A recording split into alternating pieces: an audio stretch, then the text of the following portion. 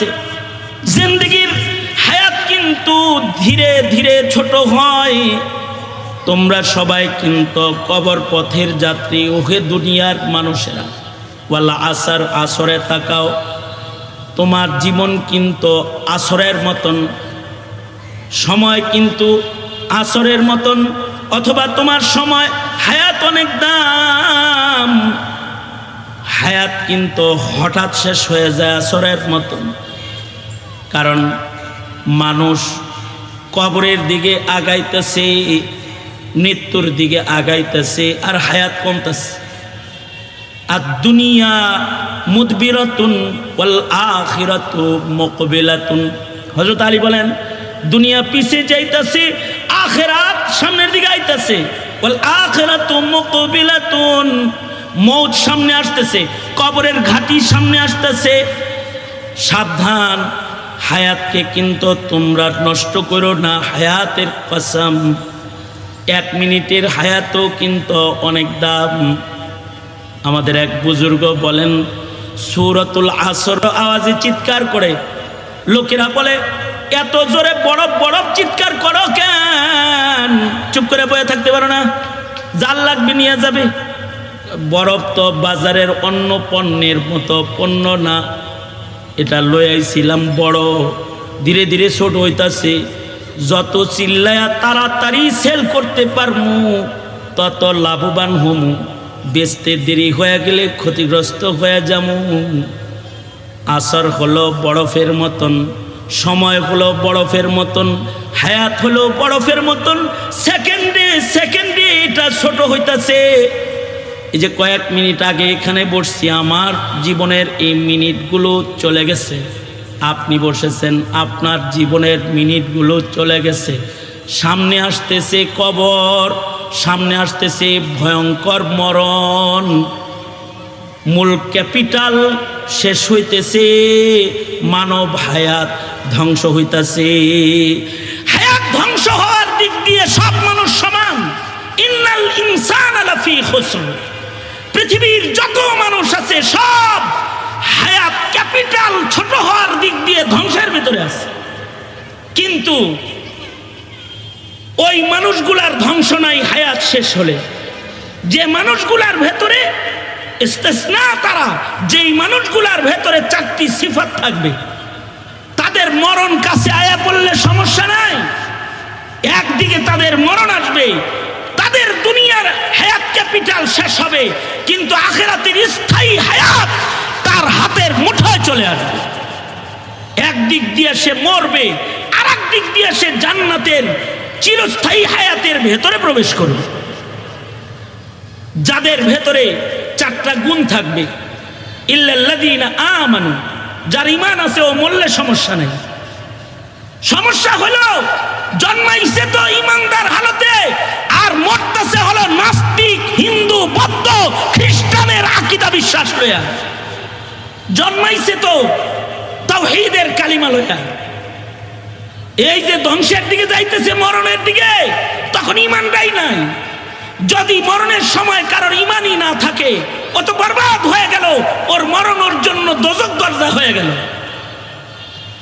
আর যদি মরার সময় ঈমানটাও কারোর থাকে, তাইলে সে ধ্বংসের থেকে বাঁচে গেল। ন্যূনতম ঈমানদার যে, তাকেও আল্লাহ তাআলা এমন পৃথিবীর 10 পৃথিবীর সমান জান্নাত দান করবেন। তাও বান্দারে সবার পরে জান্নাতে দেয়া হবে, দোজখ থেকে বের করা হবে। এই ন্যূনতম ঈমানদারও ধ্বংসের থেকে বেঁচে যাবে, যে দোজখ থেকে তাকে বের করে আল্লাহ যখন তারে জান্নাতটা দিবে আর বলবে, ও ঈমানদার, এই যে তোর তো কোনো নেকামল নাই, শুধু ঈমানটা আছে, এই জান্নাতটা তোকে দিয়ে দিলাম, এটা দরদুনিয়ার সমান। বান্দা বলবে, আতাসখারু বি ওয়া আনতাল মালিক, আপনি বাদশা হয়ে মস্কারি করতেছিলেন আমার লগে? আমার মতো এরকম একটা ওয়াসল ঈমানদার কি এরকম 10 দুনিয়ার সমান জান্নাতের মালিক হওয়ার যোগ্যতা রাখি নাকি? কিন্তু ঈমানের দৌলতের কারণে আল্লাহ তাআলা একটা ঈমানদারকে 10 পৃথিবীর সমান জান্নাত দান করবে। এই ঈমান, আপনার ছেলের ঈমান, এই মহল্লার প্রতিটি পরিবারের সন্তানের ঈমান, প্রতিটি সদস্যর ঈমান আছে, হিফাজত হচ্ছে, নাকি ধ্বংস করে ধ্বংসাত্মক মৃত্যু নামক ধ্বংসের দিকে আগাচ্ছে? কখনো কি খেয়াল করেছেন পিতাজি? যদি খেয়াল না করে থাকেন তাহলে আপনি অভিশপ্ত পিতা। এই সন্তানের কারণে আপনি অভিশপ্ত, আপনি দোজখে যাইবেন। আর যদি আপনি তার ঈমানের পাহারাদারি করে থাকেন, তাকে যদি ঈমান শিখায়া থাকেন, ঈমানের মূল্য যদি তাকে বুঝায়া থাকেন, আর সে যদি ঈমান নিয়ে কবরে যাওয়ার যোগ্য মুমিন হয়ে থাকে, তাহলে সে ধ্বংসের থেকে বেঁচে গেছে। দৌলতে ঈমান যার আছে তার ধ্বংস নাই। তবে ঈমানের সাথে যদি আরো কিছু জিনিস জড়ো হয়ে যায়, তাইলে তো কোনো ধরনের পেরেশানি তার নাই। না তার পেরেশানি মরণে আছে, না তার পেরেশানি পুলসিরাতে আছে, না তার পেরেশানি মিজানে পুলসিরাতে হাসরে আছে। আল্লাহ তাআলা তাকে তো বিনা হিসাব জান্নাত দিয়ে দিবে। বহু মানুষকে বিনা হিসাব জান্নাত দিবে গুণী হয়ে গেলে। যে সকল গুণ থাকলে বিনা হিসাব জান্নাতে যাওয়ার উপযুক্ত হয়ে যাবে, চিরস্থায়ী নিশ্চিন্ত পেরেশানি মুক্ত জীবন পেয়ে যাবে, সেটা হলো ঈমানের সাথে যাদের নেক আমল জড়ো হবে। ওয়া আমিলুস সালিহাত, যাদের নেক আমলও আছে, শুধু ঈমান নাই।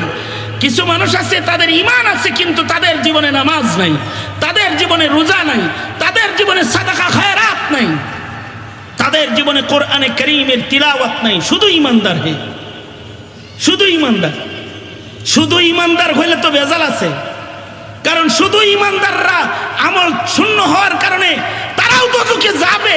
কারণ দোজখের 7 স্তরের প্রথম স্তর যেটা, মুমিনে আসীদেরকে আল্লাহ তাআলা সেখানে ফেলবে।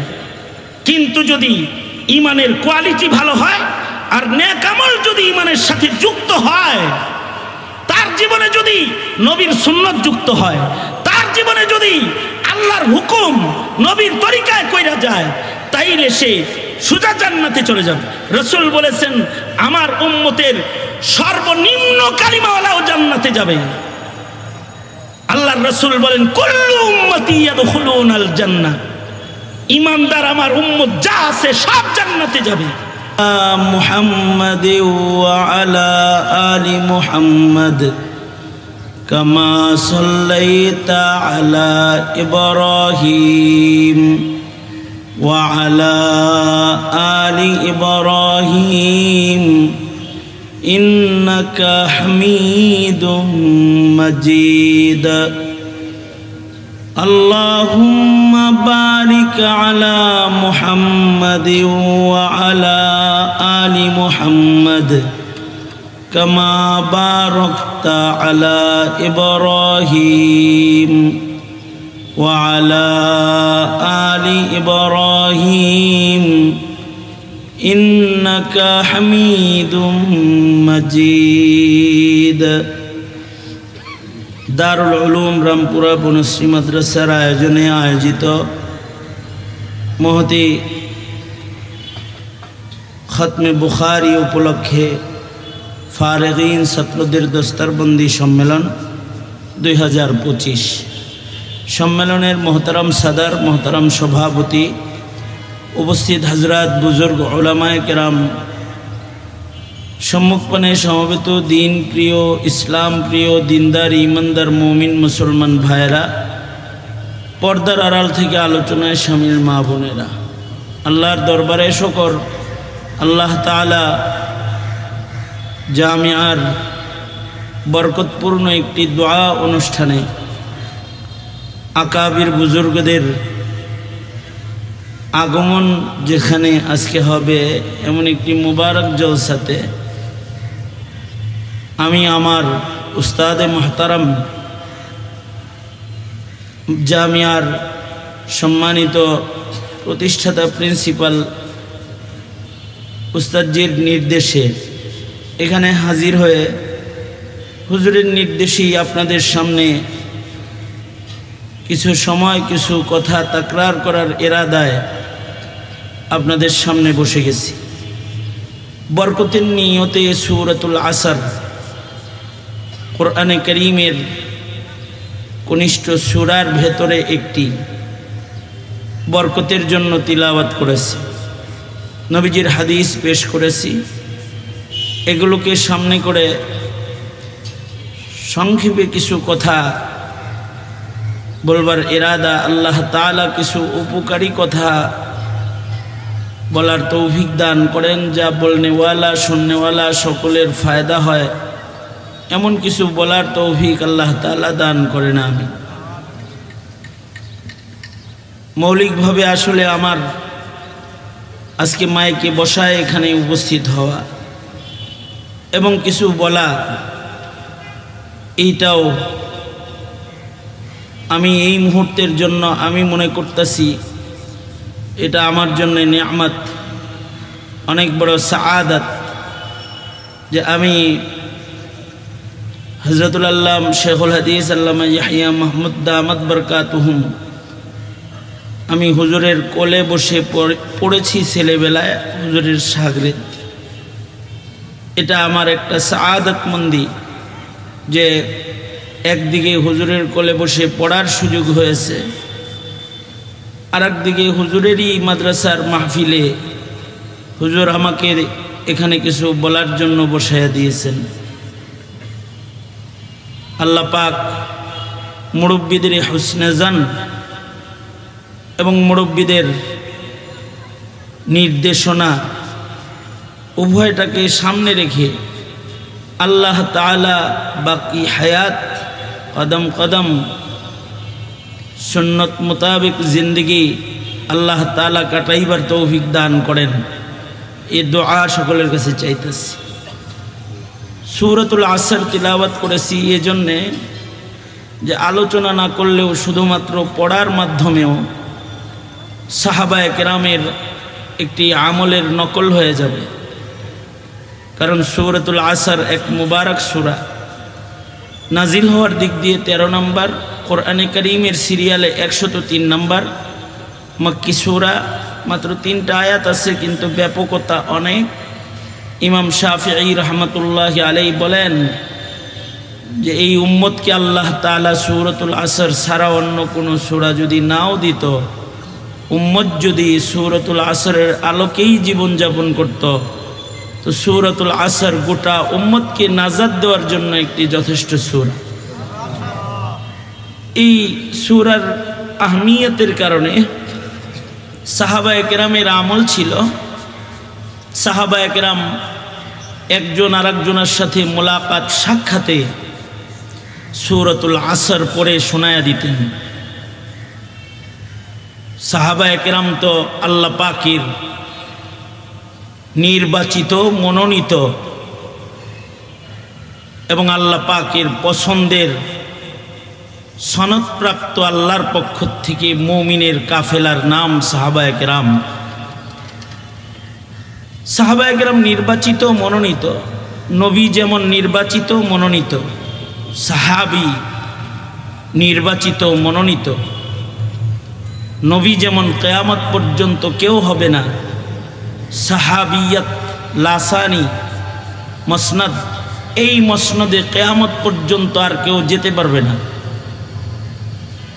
সাহাবায়ে কেরাম ওনারা আল্লাহ পাকের এতই প্রিয় যে আল্লাহ পাক ওনাদের মাগফিরাত, ওনাদের সম্মান, ওনাদের নাজাতের ওয়াদা কোরআনে কারীমের আয়াতের মাধ্যমে করেছেন। এবং সাহাবায়ে কেরামের ঈমানের গ্যারান্টি আল্লাহ তাআলা আল্লাহর কালামে করেছেন। আল্লাহ পাক নিজে সাহাবায়ে কেরামকে উলাইকা হুমুল মুমিনুনা হাক্কা, সাহাবায়ে কেরাম প্রকৃত মুমিন এর সনদ আল্লাহ তাআলা সাহাবায়ে কেরামের জামাতকে আল্লাহ তাআলা দান করেছেন। সঙ্গত কারণেই সাহাবায়ে কেরামের যে কোনো আমল এটা আল্লাহ পাকের পছন্দিদা আমল। সাহাবায়ে কেরাম আমল করেছেন তো আল্লাহ তাআলা এটাকে পছন্দ করেছেন। সাহাবায়ে কেরাম কথা বলেছেন, ওনাদের কথাকে আল্লাহ তাআলা পছন্দ করেছেন। সাহাবায়ে কেরাম স্বপ্নে দেখেছেন, ওনাদের স্বপ্নকে আল্লাহ তাআলা বাস্তবায়ন করেছেন, পছন্দ করেছেন। সাহাবী মুখ দিয়া বলে আসসালাতু খায়রুম মিনান নাওম, তো সাহাবীর মুখের কথাকে আল্লাহ তাআলা আল্লাহর কথার ভেতরে প্রবেশ করায় সারা দুনিয়ার মানুষকে এটি শেষ রজনীতে সাহাবী যেমনি বলেছে সেভাবে বলার জন্য শরীয়ত বানায়া দিয়েছেন। সাহাবী স্বপ্নে দেখেছে, তো সাহাবীর স্বপ্নকেই শিআরে ইসলাম বানায়েছেন। সাহাবায়ে কেরাম তাদের ঈমানের কারণে আল্লাহ তাআলা সাহাবায়ে কেরামের ঈমানের কারণে, তাকওয়ার কারণে কিয়ামত পর্যন্ত মুমিনদের জন্য শরীয়তে ইসলামকে আল্লাহ তাআলা ধীরে ধীরে ধীরে ধীরে এমন সহজ করে দিয়েছেন যে আনেওয়ালা উম্মতের জন্য শরীয়তের উপরে চলতে কোনো কষ্ট না হয়। এই ইসলামের সহজ রং, শরীয়তের সহজ রং, এটা যাদের কারণে এই উম্মত পেয়েছে তারা হলো সাহাবায়ে কেরাম রিজওয়ানুল্লাহি আলাইহিম আজমাইন। এ কারণে ওনাদের আমল হলো একজন আরেকজনের সাথে মুলাকাত হলে সূরাতুল আসর পড়ে শোনায়া দিতেন, কারণ এর ভেতরে আছে মুকাম্মাল হিদায়াত। আলোচনা আয়াত থেকে সূরা থেকে কিছু না হলেও উস্তাদের নির্দেশে বসে সাহাবীদের একটা আমল করার ইরাদায় সূরাতুল আসর আপনাদের সামনে তেলাওয়াত করেছে। আসরুন শব্দটি সূরায় আছে, এ কারণে সূরার নাম সূরাতুল আসর। আসরুনের কসম আল্লাহ তাআলা করেছেন, আসরের কসম করেছেন সূরার শুরুতে আল্লাহ তাআলা। কসম করে একটা ভয়ঙ্কর সংবাদ আল্লাহ তাআলা গোটা দুনিয়ার মানুষদেরকে দিয়েছেন। আল্লাহ পাকের কোনো সংবাদ কসম করে দেওয়ার দরকার নেই বিশ্বাস্য বানানোর জন্য, যেমনটি মানুষ তার কথাকে বিশ্বাস্য করার জন্য কসম খায়। মানুষ তার কথাকে ওজনদার বানানোর জন্য কসম করে কথা বলে, এই তুই এই কাজ করেছিস, না করি নাই, না করেছিস, করি নাই, না তুই করেছিস, তুই ছাড়া কেউ করতে পারে না, আল্লাহর কসম করি নাই, না কসম যেহেতু করেছ তাইলে মনে হয় করো নাই। তার মানে কসম মানুষের কথাকে ওজনদার বানায়। এ কারণেই মিথ্যাবাদীরাও বেশি কসম খায়, কারণ কসম দিয়ে মিথ্যাকেও সত্য বানানো যায়। মিথ্যা কথাকে কসম করে সত্য বলে চালায়া দেয়। এ কারণে অধিক কসম যারা করে তারা মিথ্যাবাদী হয়। অধিক কসম করতে শরীয়তে ইসলামে মানা। কসম যদি কেউ করে ফেলে তাহলে ওটা পুরা করা ওয়াজিব হয়ে যায়। কসম যদি কেউ ভেঙে ফেলে তো তার উপরে কাফফারা এসে যায়। গোলাম আজাদের মতো বড় কাফফারা কসম করার, কসম ভাঙ্গার কারণে শরীয়তে ইসলামে ছিল। এই কসম করে কথা খুব বেশি বলতে নাই। আর কসম করে তো কসম গায়রুল্লাহর কসম করবে না। গায়রুল্লাহর কসম আল্লাহর শান। আল্লাহ পাক কসম করেছেন, যে মখলুকটা যে জিনিসের কসম করেছেন ওইটার দৃষ্টি আকর্ষণ করে ওটার সম্মান, ওটার দাম বোঝাইছেন। মানুষ তার কসমে গায়রুল্লাহর দাম বোঝানোর দরকার নাই। মানুষ কসম করবে শুধুই মাত্র আল্লাহর নামে কসম করেই কথা বলবে। কখনো করতে জরুরত হলে আল্লাহর নামে করবে। কিন্তু আল্লাহ তাআলাও যে কসম করেছেন, আল্লাহর কথায় বহু কসম বিদ্যমান আছে। আল্লাহ কসম করে করে কথা বলেছেন। আল্লাহ পাকের কসম মানুষের কসমের মতো না। মানুষ যেমন নিজের কথা মার্কেটে চালাইতে কসম করে, মানুষ যেমন নিজের কথার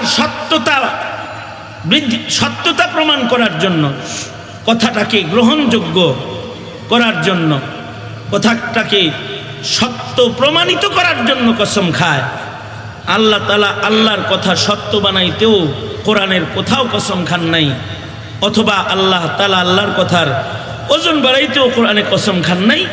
কারণ আল্লাহর কথা সবই সত্য। মান আসদাকু মিনাল্লাহি কিলা, আল্লাহর চাইতে সত্য বলনেওয়ালা আর কে আছে? আর কালামুল মুলুকি মুলুকুল কালাম, আল্লাহর কথা কসমওয়ালাটা যেমন, আল্লাহর কথা কসম সারাটাও ওইরকম। কিন্তু তারপরেও মহান আল্লাহ কখনো কখনো বস্তুর দিকে দৃষ্টি আকর্ষণ করতে বস্তুর কসম খেয়েছেন, সৃষ্টির দিকে দৃষ্টি আকর্ষণ করতে সৃষ্টির কসম খেয়েছেন। কখনো কসম করেছেন সূর্যের কসম, কখনো কসম করেছেন চাঁদের কসম, অর্থাৎ শামস সূর্যের দিকে দৃষ্টি আকর্ষণ, ওয়াল কামার কামারের দিকে দৃষ্টি আকর্ষণ, ও তিন ও জৈতুন ফলের দিকে দৃষ্টি আকর্ষণ। দৃষ্টি আকর্ষণের লাভ কি? লাভ তো অনেক আছে, বহু রকমারি তালিম শুধু এই দৃষ্টি আকর্ষণের ভেতরে আছে। ও শামস সূর্যের দিকে তাকাও, সূর্যের কসম, সূর্যের দিকে দৃষ্টি আকর্ষণ। তার মানে সূর্য যদি এত বড় হয় তাহলে সূর্য যিনি বানাইছেন তিনি কত বড়। তার মানে সূর্যের পাওয়ার যদি এত হয় যে সূর্যের তাপে যদি জমিনে আগুন ধরে যায়, তাহলে সূর্যকে যিনি তৈরি করেছেন তার পাওয়ার কত বড়, তার পাওয়ার কত। সূর্যকে খেয়াল করো, সূর্যের কসম, কারণ সূর্যের ভেতরে তোমাদের ইবাদতের ঘন্টা লুকায় রয়েছে। সূর্য দেখে দেখে তোমরা নামাজ পড়বে, সূর্য তার গতিতে তোমাদের সেজদার ওয়াক্ত আসবে। সূর্যের দিকে তাকাও, সূর্যের যেমন কৈশোর আছে, সূর্যের ওই রকম যৌবন আছে, সূর্যের আবার বার্ধক্য আছে। উদয় হয়েছে সূর্যটা কৈশোরে আছে, আবার মাথার উপরে চলে আসছে তখন যৌবন, তার দিকে তাকানোর উপায় নাই, তার আলোর জওয়ানি ঝলমল করতেছে, ওই দৃষ্টি করার মতো কায়দা নেই। আবার বিকাল হয়েছে তো সূর্য বুড়া হয়ে গেছে, এবার তার অস্ত দেখতে মানুষ সাগর তীরে ভিড় জমায়। বুড়া হয়েছে তো তাই এবার তারে দেখা যায়, ওর জওয়ানিতে ওর চোখের দিকে তাকানো যায় না। ও বার্ধক্যে এসেছে, নত হয়ে গেছে, এবার ওর এই বার্ধক্যের সৌন্দর্যও দেখতে মানুষ চলে যায়।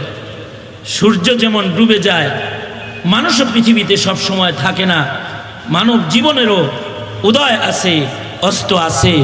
শামস সূর্যের দিকে তাকিয়ে তুমি তোমার ইমান ঠিক করো, দেখো সূর্যের কসম, সূর্য আমি বানিয়েছি, দৃষ্টি আকর্ষণ। চাঁদের দিকে তাকাও, ওয়াল কামার, চাঁদের সৌন্দর্য যদি এত হয় তাহলে রবের চাঁদের স্রষ্টার সৌন্দর্য কত। চাঁদের জীবনে যেমন গ্রহণ আছে, তোমার জীবনে গ্রহণ আছে। চাঁদের যেমন পূর্ণিমা আছে, তোমার সুখের পূর্ণিমা আছে। চাঁদের যেমন আমাবর্ষা আছে, তোমার জীবনে দুঃখের আমাবর্ষা আছে। ওয়াল কামার, কামার তাকায়া দেখো।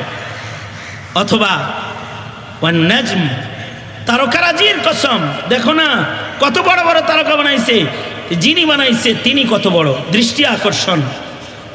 সব তারকা এক সমান নয়, সব মানুষও এক সমান নয়, সব তারকার গতি এক নয়, সব মানুষের গতি এক নয়, সব তারকার সাজসজ্জা 24 ঘন্টা নয়, তোমার জীবনের সাজসজ্জা সারা জীবন নয়। কখনো ভেঙ্গে তুমি দুর্বল থেকে দুর্বল হয়ে যাবে। সুম্মা রাদাদনাহু আসফালা সাফিলিন, এক সময় তোমার সৌন্দর্য সব হারিয়ে যাবে, নিম্নে থেকে নিম্নে তুমি চলে যাবে। ওয়ান নাজম, এদিকে তাকাও, তোমার রবের কুদরত তাকায় দেখো, দৃষ্টি আকর্ষণ করেছে। আল্লাহ তাআলা কোনো কিছুর কসম করলে ওইটার মূল্য বুঝাইছেন। কখনো বলে কোরআনের কসম, কোরআনের দিকে দৃষ্টি আকর্ষণ, কোরআনের সম্মান বুঝাইছেন। ওই রকমই আসরের কসম করে আল্লাহ তাআলা ওয়াল আসর, আসরের সম্মানকে তুলে ধরেছেন, আসরের দিকে দৃষ্টি আকর্ষণ করেছেন। হতে পারে আল্লাহ তাআলা আসরের নামাজের কসম খাইছেন। যদি নামাজের কসম করে থাকেন তাহলে আসরের নামাজও দামি নামাজ। যদি আসরের ওয়াক্তের কসম করে থাকেন তাহলে আসরের ওয়াক্তও দামি ওয়াক্ত। পৃথিবীতে সব কিছুর ভেতরেই দামে কম বেশ আছে, মানুষের ভেতরেও দামে কম বেশ আছে। সব মানুষ এই রামপুরা এক সমান না, সব মানুষের দাম বনশ্রীতে সমান না, আল্লাহর জমিনে খোদার জমিনে সব মানুষের দাম সমান না। সরদার আছে, মানুষের সরদার সৈয়দুল মুরসালিন মুহাম্মদুর রাসূলুল্লাহ সাল্লাল্লাহু আলাইহি ওয়াসাল্লাম। ফেরেশতাদের ভেতরেও সর্দার আছে, জিবরাইল। রাতের ভেতরে সর্দার রজনী আছে, লাইলাতুল কদর। মাসের ভেতরে সর্দার মাস আছে, শাহরুর রমাদান। কিতাবের ভেতরে সর্দার কিতাব আছে, কোরআন। ঘরের ভেতরে সর্দার ঘর আছে, বাইতুল আতিক। শহরের ভেতরে সর্দার শহর আছে, সর্দার জমিন আছে। ওয়াহাদাল বালাদিল আমিন, পানির ভেতরে সর্দার পানি আছে। আবে জমজম, আবে কাউসার, সর্দার পাহাড় আছে। সফা মারওয়া, তুর নূর সোর, সর্দার পাহাড়। দিনের ভেতরে সর্দার দিন আছে। ইয়াউমুল আরাফা, ইয়াউমুল জুমআ। ইবাদতের ভেতরে সর্দার ইবাদত আছে। নামাজ সর্দার ইবাদতের নাম। ইবাদতের সর্দার হলো নামাজ। মুমিনের জীবনে ইবাদতের ভেতরে নামাজের চাইতে দামি কিছু আর নাই। আবার সব নামাজ একরকম না, কিছু সর্দার নামাজ আছে। এ কারণে কোরআনে কারীমে আল্লাহ তাআলা সর্দার নামাজগুলোর কসম করেছেন। সর্দার নামাজের ভেতরে শ্রেষ্ঠ সর্দার নামাজ হলো সালাতুল ফজর। এ কারণে আল্লাহ তাআলা সূরাতুল ফজরে কসম করে বলে ওয়াল ফজর, ফজরের কসম। ফজর দামি, ওয়াক্তুল ফজর দামি, সালাতুল ফজর দামি। দামি সময়ের নামাজ, তাই নামাজও অনেক দাম। 24 ঘন্টার ভেতরে সর্দার ওয়াক্ত হলো ওয়াক্তুল ফজর, সর্দার ওয়াক্ত। এর চাইতে দামি ওয়াক্ত আর নাই। 24 ঘন্টার ভেতরে ওয়াক্তুল ফজর হলো মাকামে নবুওয়াত, অর্থাৎ এই ফজরের ওয়াক্তের সময় আল্লাহ তাআলা বাবা আদম থেকে শুরু করে আমাদের নবী পর্যন্ত সব নবীকে নবুওয়াতের তোহফা হাদিয়া করছেন ফজরের নামাজের সময়, ফজরের ওয়াক্তে। এ কারণে ফজরের ওয়াক্তের হিফাজত করতে আল্লাহ পাক বিশেষভাবে আল্লাহ তাআলা নির্দেশ করেছেন যে ডাকো সবাইরে, বলো ফজরে যেন কেউ না ঘুমায়। আসসালাতু খায়রুম মিনান নাওম। কারণ ফজরের নামাজটা সাক্ষী নামাজ। ফজর যারা পড়ে তাদের নামাজের গওয়াহ ফেরেশতারা হয়ে যায়। ফজরের ওয়াক্ত দামি, এ কারণে লম্বা করে ফজরে কোরআন পড়লে আল্লাহ খুশি হয়ে যায়। ওয়া কুরআন আল ফজর ইন্না কুরআন আল ফজরি কানা মাশহুদা। এ কারণে ফজরের সময় ঘুমাইতে নাই। যেই উম্মত রাত 2টা পর্যন্ত ফেসবুক চালাবে আর রাত 1টা পর্যন্ত টিভির ঘরে বসে থাকবে, ওর ফজর কিভাবে হেফাজত হবে? ও তো ফজরে ঘুমিয়েই থাকবে। সারা দুনিয়ার মুমিনদেরকে ফজরে জাগ্রত থাকার নির্দেশনা মহান আল্লাহর, আর কারা জাগতেছে দেখার নির্দেশনা ফেরেশতাদের। দেখে আসো কারা যাচ্ছে আর কারা সেজদায় আছে আর কারা ঘুমিয়ে আছে। এ কারণে ফেরেশতাদের শিফটি তখন পরিবর্তন হয়, কারা ইবাদত করে আর কারা ঘুমিয়ে রয়। ফেরেশতারা দেখে আসমানে চলে যায়, রবের কাছে গওয়াহ দেয়। আমার সন্তান, আপনার সন্তান রাত 2টা পর্যন্ত অনলাইনে, ফজর তার ঘুমে কেটে গেল, কোনদিন পিতা হয়ে বলেন নাই যে কেন ঘুমাস ফজরের সময়? রবের অপছন্দ, উঠে যা, নামাজে দাঁড়িয়ে যা। ঘুমের চাইতে রবের কাছে নামাজ পছন্দ। তবলিগ করে, সাল লাগাইছে, সিল্লা লাগাইছে, তালা আস্তে করে খুলে ফজরের সময়, খুইলে আস্তে করে সিটকানি খুলে, বইয়ের ঘুম যেন না ভেঙে যায়, লাগছে না নামাজ খালি চিল্লাওয়ালার উপরে, ঘরের আর কারোর উপরে না। ফজরে ঘন্টি বাজাই বা ঘরের ভেতরে যে সব জায়গায় যাও। আমাদের আকাবির বুজুর্গরা ফজরের সময় শুধু বালেকদেরকে জাগাতেন না, নাবালেকদেরকেও জাগাইতেন। আমাদের আকাবির মুজাদ্দিদ আল-ফিসানি রাহমাতুল্লাহ আলাইহি ঘরে ঢুইকা বলতেন, এই বিবি আমার দুধের শিশুটাকেও জাগাও, ফজর হয়েছে, ওকে জাগাও। বিবি কয় ফজরের সময় দুধের বাচ্চা জাগায় কি করবো? দুধ খাওয়াইবা? কানবো তো। ওর কান্নাটা জিকির, ফেরেশতারা দেখে যাবে আমার ঘরে দুধের শিশুও জিকির করে, ঘুমায় না। ফজরের হিফাজত। উম্মত ফজর পড়ে না, উম্মত ফজর ঘুমে কাটায় দেয়, অথচ ফজর মাকামে নবুওয়াত ওয়াক্ত, যে এই ওয়াক্তের সময় নবুওয়াত দান করা হয়েছে।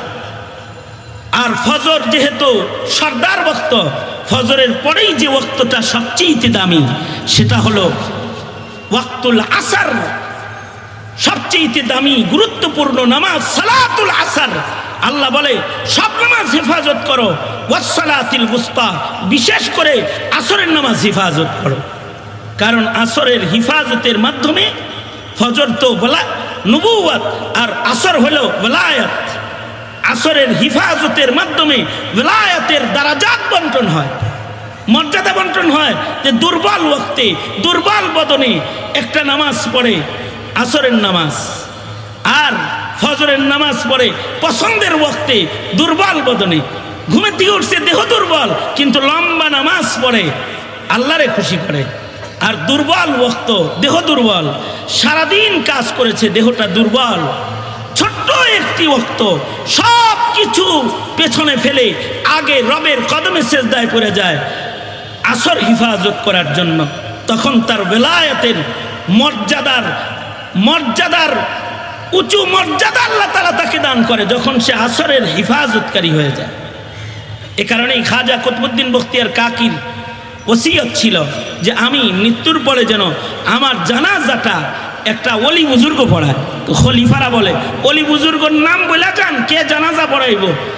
কুতুবউদ্দিন বলে নাম বলি না, ওলির কাম বলে যাই, ওলির গুণ বলে যাই, আল্লাহর মাহবুব পেয়ারার গুণ বলে যাই।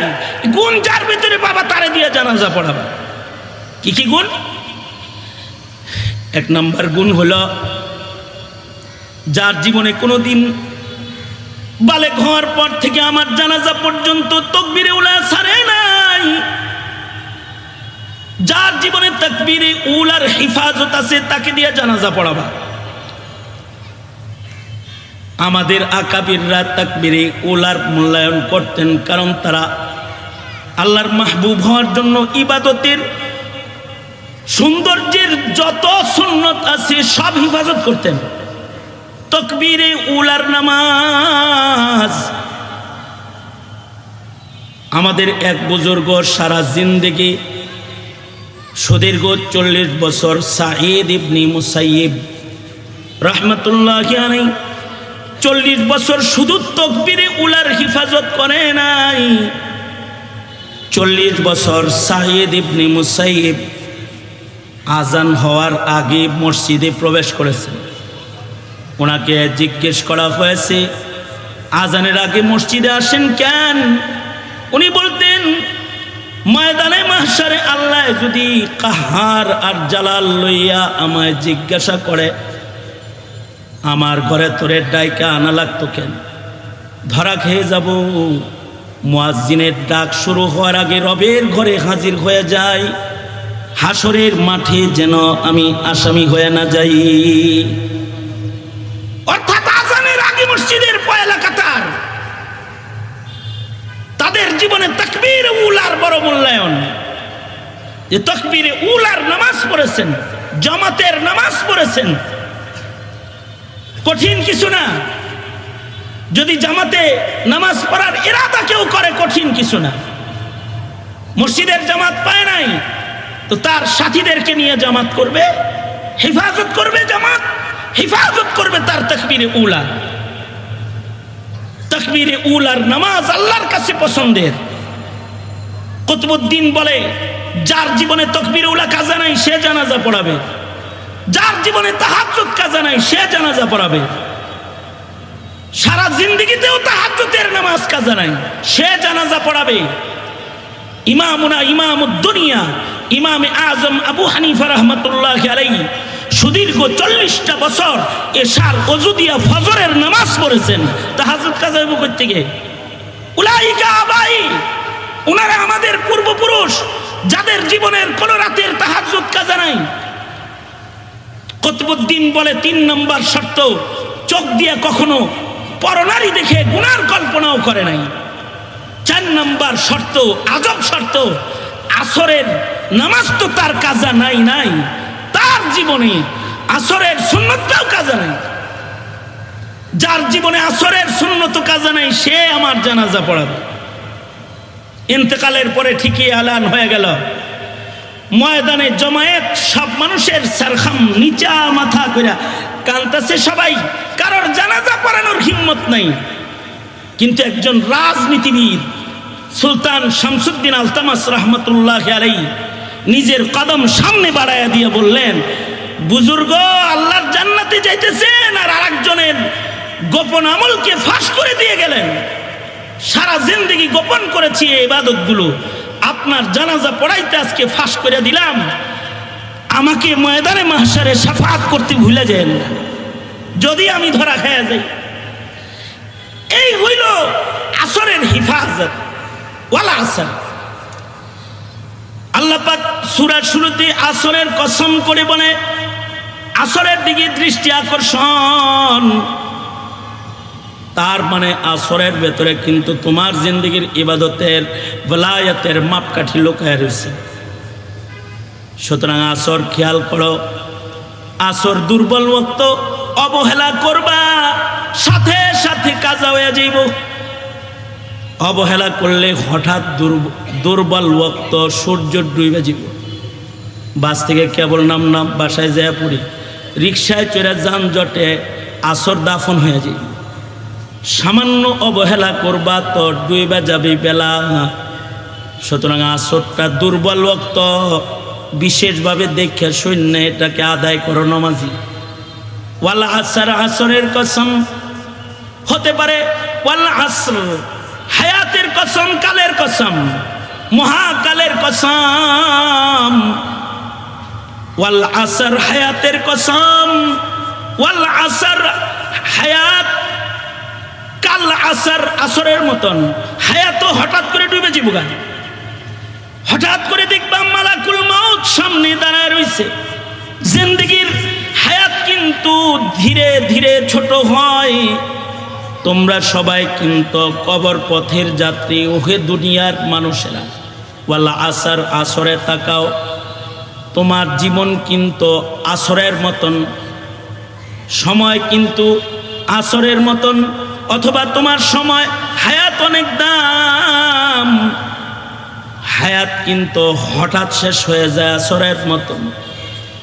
কারণ মানুষ কবরের দিকে আগাইতেছে, মৃত্যুর দিকে আগাইতেছে, আর হায়াত কমতেছে।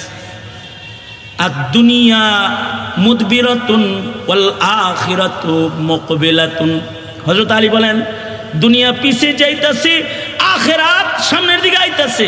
ওয়াল আখিরাতু মুকবিলাতুন, মৌত সামনে আসতেছে, কবরের ঘাটি সামনে আসতেছে।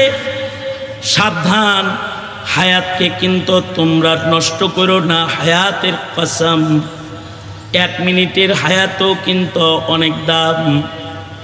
আমাদের এক বুজুর্গ বলেন, সূরাতুল আসর আওয়াজে চিৎকার করে লোকেরা বলে, এত জোরে বড় বড় চিৎকার করো কেন? চুপ করে বসে থাকতে পারো না? জাল লাগবে, নিয়ে যাবে। বরফ তো বাজারের অন্য পণ্যের মতো পণ্য না, এটা লই আইছিলাম বড়, ধীরে ধীরে ছোট হইতাছে। যত চিল্লায়া তাড়াতাড়ি সেল করতে পারমু তত লাভবান হমু। বেচতে দেরি হয়ে গেলে ক্ষতিগ্রস্ত হয়ে যামু। আসর হলো বরফের মতন, সময় হলো বরফের মতন, হায়াত হলো বরফের মতন। সেকেন্ডে সেকেন্ডে এটা ছোট হইতাছে। এই যে কয়েক মিনিট আগে এখানে বসছি, আমার জীবনের এই মিনিটগুলো চলে গেছে।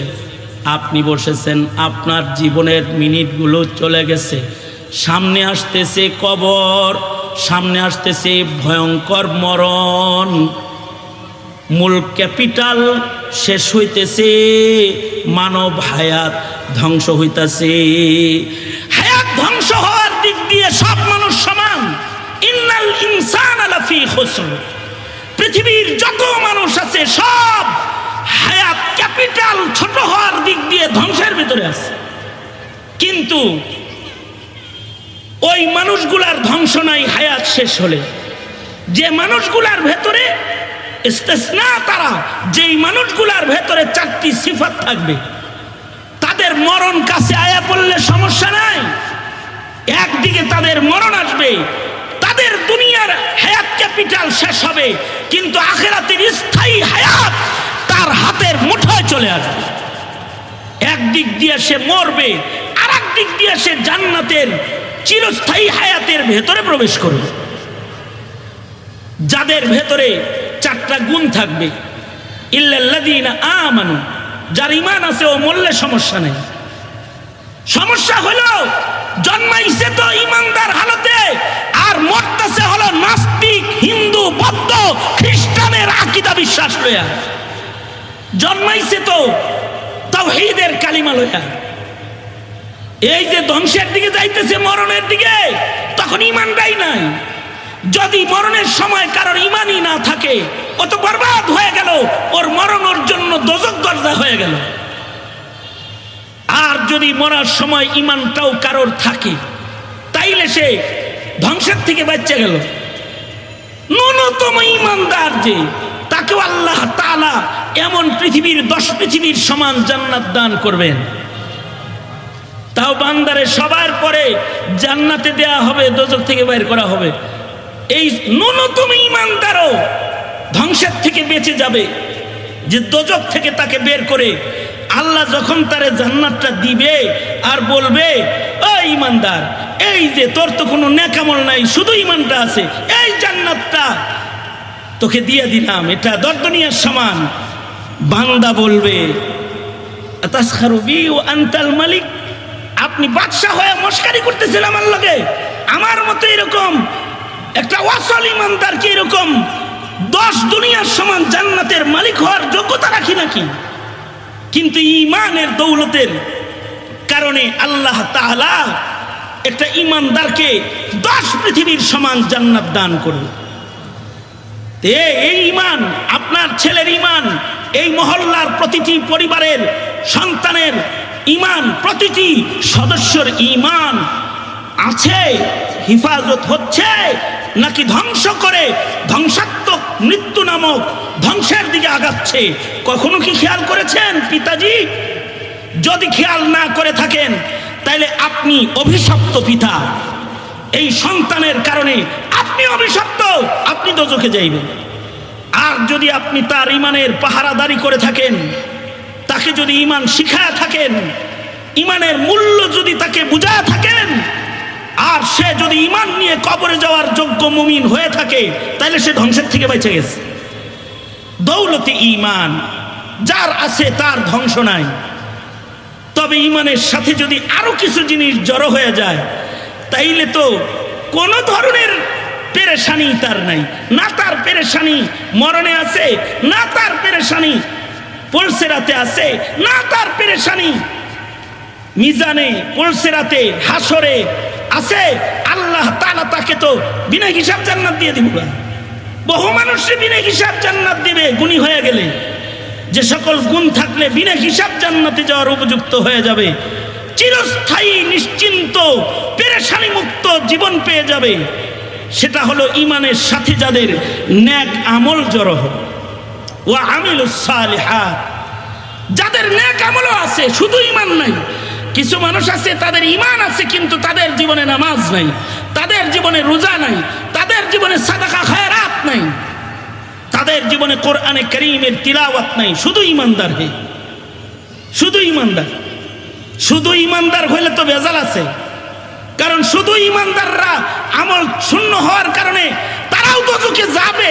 কারণ দোজখের 7 স্তরের প্রথম স্তর যেটা, মুমিনে আসিদেরকে আল্লাহ তাআলা সেখানে ফেলবে। কিন্তু যদি ঈমানের কোয়ালিটি ভালো হয় আর নেক আমল যদি ঈমানের সাথে যুক্ত হয়, তার জীবনে যদি নবীর সুন্নত যুক্ত হয়, তার জীবনে যদি আল্লাহর হুকুম নবীর তরিকায় কইরা যায়, তাইলে সে সোজা জান্নাতে চলে যাবে। রাসূল বলেছেন, আমার উম্মতের সর্বনিম্ন কালিমাওয়ালাও জান্নাতে যাবে। আল্লাহর রাসূল বলেন, কুল্লু উম্মতি ইয়াদখুলুনাল জান্নাহ, ঈমানদার আমার উম্মত যা আছে সব জান্নাতে যাবে। কিন্তু যারা আমাকে অস্বীকার করলো, যারা আল্লাহকে অস্বীকারী, যারা আমি রাসূলকে অস্বীকারী, তারা জান্নাতে যাবে না। আপনার সন্তান কালিমা নিয়ে জন্মাইছে, তার জানাজা হবে, সে মুসলিম কবরস্থানে দাফন হবে, মুসলিম পরিচয়ে মুহাম্মদ নাম যুক্ত করে তার পরিচয় মুসলিম, কিন্তু সে নবী আল্লাহ রাসূলকে স্বীকারকারী না অস্বীকারী, এটা কখনো খতায় দেখছেন? সে তো ঈমানদার কিন্তু নামাজ পড়ে না, আল্লাহর হুকুম অস্বীকারী। সে বলে ফেলে আমার নামাজ লাগে না। সে ঈমানদার কিন্তু সে কাদিয়ানীর পক্ষ গ্রহণ করে, নাস্তিক মুরতাদদের পিছনে ঘোরাফেরা করে, সে রাসূলকে অস্বীকার করে, রাসূলের বিরোধিতা করে। সে কিভাবে জান্নাতে যাবে তার ঈমান দিয়া? আর কিভাবেই বা সে তার ঈমান নিয়ে কবরে যাবে? সুতরাং শুধু কালেমার পরিচয় দিয়ে ধ্বংসের থেকে বাঁচা সম্ভব নয়, কালেমার পাশাপাশি নেক আমলের জিন্দেগি লাগবে। অটো মুসলমান যারা আছেন, অটো মুসলমানই লালন করেন যারা, অটো মুসলমান আপনারা মুসলিম ঘরে জন্মাইছেন আর নামের শুরুতে মোহাম্মদ লাগান আর ভোটার আইডি কার্ডে মুসলিম পরিচয় লাগায় বাস নিশ্চিন্ত মনে যারা ঘুরেন পৃথিবীটা কোন রকম পার করতেছেন, মরণ আইলে আর এক কদম সামনে সুখের জগৎ খুঁজে পাবেন না। তখন দেখবেন যে ধ্বংসের ভেতরে পড়ে গেছেন। এ কারণে প্রতিটা মুমিনকে শুধুই মাত্র ইমানদার হলে চলে না, তার জীবনে আমল দরকার আছে। ফারায়েজ, ওয়াজিবাত, সুনান, মুস্তাহাব্বাত, যত আমল সরওয়ারে দু আলম দিয়ে গেছে সব আমলের হিফাজত একটা মুমিনের জীবনে জরুরত। কারণ যার জীবনে আমল বেশি তার সাথে রবের সাথে খাতির বেশি, যার জীবনে আমল কম রবের সাথে তার খাতির কম। যার ভেতরে নেক আমল যত বেশি মহান আল্লাহর সাথে তার প্রেম প্রীতি তত বেশি। শুধুই মাত্র নিজে ইমানদার আর নেক আমলকারী হলে চলে না। মুমিনের আরেকটা সিফত হলো ওয়াতাওয়াসাউ বিল হক ওয়াতাওয়াসাউ বিস সাবর। ধ্বংস মুক্ত মুমিনের সিফাত ওয়াতাওয়াসাউ বিল হক, তাওয়াসিল আল হক, হকের দিকে মানুষদেরকে ডাকা, তাবলীগ করা। আর কি বিশ্ব ইজতেমা সামনে আইতাছে 31/1-2। তবে যারা তাবলীগ করে পাবলিকের কাছে এরা মনে করে যে মৌলবীরা ওয়াতাওয়াসাউ বিল হক করে না। তোমার সারা জিন্দেগির তাবলীগ এক জায়গায় করলেও মোল্লার এক কথার তাবলীগের সাথে তোমার তাবলীগের ওজন চলবে না। কারণ তুমি করো পাবলিকের কাছে তাবলীগ আর মোল্লা করে নাস্তিকের কাছে তাবলীগ, কাদিয়ানির কাছে তাবলীগ। কাদিয়ানির বিরুদ্ধে মোল্লাই কথা বলে, নাস্তিকের বিরুদ্ধে মোল্লাই কথা বলে। দেশের প্রধান ভুল করলে মৌলবী তার রক্ত মাখা কার্পেট বিছায়া দেয় যে রক্তের উপর দিয়ে হেঁটে যাবি, ইসলামের খেলাফে এক জাররা কাজ করতে দেব না। দাঁড়ায় যায় রাজপথে। মৌলবীর তাবলীগ জালিমের সাথে, তোমার তাবলীগ খালি রসগোল্লা আর জিলাপির সাথে। আর মৌলবী তাবলীগ করে জালিম রাজার সাথে, হুকুমতের সাথে। এ কারণে ইলিয়াসি তাবলীগ করলে মানুষের উপকার হয়। এ কারণেই তো আলেমরা ইলিয়াসি তাবলীগকে মাথায় করে ঘুরে বেড়ায়। কিন্তু শুধু ইলিয়াস রহমতুল্লাহ আলাইহির এই তাবলীগ দিয়ে রাষ্ট্রের বাতিলের মোকাবেলা করা সম্ভব নয়। সবাই এক তাবলীগ করলে তাহলে আরো তাবলীগ যেটি আছে রোডে ঘাটে মাঠে ময়দানে হেঁটি করবো কেনা? যখন নাস্তিকরা এই দেশ দখল করার চক্রান্ত করে ফেলে, যখন কাদিয়ানিরা এদেশকে কন্ট্রোল করার চক্রান্ত করে ফেলে, তখন মৌলবীরাই তো রাজপথে দাঁড়ায়া দাওয়াত তাবলীগের ঝান্ডা নিয়ে দাঁড়িয়ে যায়। তাদের তাবলীগ শুধু তসবিহ আর জায়নামাজ আর পাগড়ির তাবলীগ হয় না, তাদের তাবলীগ হয় রক্ত আর জীবন বাজি আর নিজের জেল জুলুম হুলিয়াবাজির তাবলীগে পরিণত হয়, যেটার দ্বারায় জালিম নেস্তনাবুদ হয়, হকের পতাকা উঁচু হয়। তুমি তাবলীগ করো কিন্তু তোমার সামনে অনেক বড় অপরাধকে তুমি অপরাধী বলতে পারো নাই। কিন্তু মৌলবী এমন না। মৌলবী হইল ওই তাবলীগ করে যায় যেই তাবলীগ যে ছোট্ট একটা মাসআলার খেলাফ কাম করতে দেয় না। মৌলবী ছোট একটা মাসআলার খেলাফ করতে দেয় না। এই কারণে ইমামে আজম আবু হানিফা জেল খেটেছেন। এ কারণে ইমাম সারাকসি 12 বছর জেলখানায় বন্দি অবস্থায় কুয়ার ভেতরে পড়ে থেকেছেন, কূপের জেলখানায় থেকেছেন। কি হক কথা কয়া যে হাল সময়ের নেকুকার মুসলিম বাদশাহ বান্দির সাথে নিজের যৌন চাহিদা পূরণ করবে। ইমাম সারাকসি বললেন মাসিক হওয়ার আগে না, বাদশাহ এত পাগল হলে চলবো না। এই বাচ্চার মাসিক হবে, তারপরে এই বান্দির সাথে আপনার যৌন চাহিদা পূরণ করা যাবে, এর আগে না। তুমি এরকম ফতোয়া বাইর করার চাকরি তোমারে দিছিলাম, যাও জেলখানায় যাও। আমি একটা হালাল জিনিস বান্দির কাছে নিজের খাহেশ মিটামো, আল্লাহ দিছে হালাল, তুমি নিচের মশালা খুঁজে বের করো যে মাসিক হওয়ার আগে কাছে যাওয়া যাইব না, অদিন অপেক্ষা করতে করতে আমি মরি আর ওর আর এক জায়গায় বিয়ে হয়ে যায় না। বাস খেপে গেল, মৌলবীর উপরে খেপে গেছে। এক মশালা মানে কোন হালাল আমলকে খেলাফে সুন্নত জায়গায় যেতে দিচ্ছে না মৌলভী সাহেব। ইমাম সারাকসি 12 বছর জেলখানায় রয়েছেন। তবে আমাদের আকাবির আবু আজদাদরা জেলখানার থেকেও খেদমত করেছেন। এই জেলখানার কূপের ভেতর থেকে হানাফি উসুলের তাকরীর করেছেন, আর ছাত্ররা জেলখানার উপরে কুয়ার উপরে বসে তাকরীর লিখেছে। মাবসুতের 12 খণ্ডের তাকরীর 12 বছর জেলখানার থেকে ইমাম সারাকসি করছে, আর উপরে এটা লেখা হয়েছে। তারা জেলখানায় বসে ইলম বিতরণ করেছে। কিন্তু তুমি মুসলমান হয়ে নাস্তিকের কারিকলাম ধরো আর ইলম মিটাইবার চক্রান্তকারীর দলে যায় যোগদান করো, তুই কেসে মুসলমান হয় রে? তুই কোন মুসলমানের খাতায় তোর নাম? অথবা সাউবিল হক, হকের কথা বলবি। হ্যাঁ, হক বলতে গিয়ে যদি কখনো শহীদ হতে হয় শহীদ হবি, অথবা সাউবিস সাবর, সবর ইবাদতের, সবর গুনাহ থেকে বাঁচার সবর, আর ধৈর্যের চরম পরাকাষ্ঠার সবর। এগুলোর মাধ্যমে একটা মানুষ সালেহ এবং মুসলিহের খাতায় নিজের নাম লেখাবে। যারা এমনটি হবে তাদের ভয় নাই, তারা মরার সাথে সাথে আল্লাহর জান্নাতের দস্তরখান আর চিরস্থায়ী হায়াত আর সুখ শান্তি তাদের কদমে চুম্বন করবে। মুহতারাম হাজিরিন, উস্তাদজির নির্দেশে বসে সূরাতুল আসর সামনে করে আসরের সালাতের আজানের পূর্ব পর্যন্ত যে কথাগুলো বললাম, আসরের নামাজকে হিফাজতের তাগিদ জানিয়েই আমি আমার সংক্ষিপ্ত কথা এখানেই ইতি টানছি। जो कुछ हुआ या रब तेरे करम से हुआ, जो कुछ होगा तेरे करम से ही होगा।